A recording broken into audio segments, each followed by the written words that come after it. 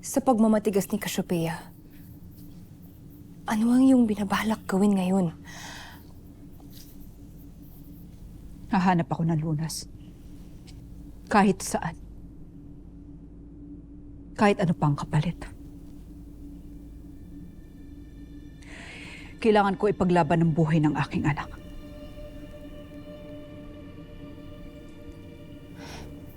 Ngunit paano kung wala nang ang lunas, Danaya?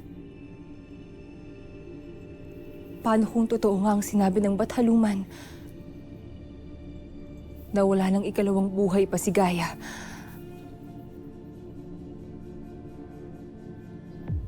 Habang buhay kong kamumuhian ng mga Bathala, itatatwa ko sila sa ginawa nila kay Akhil at kay Gaia.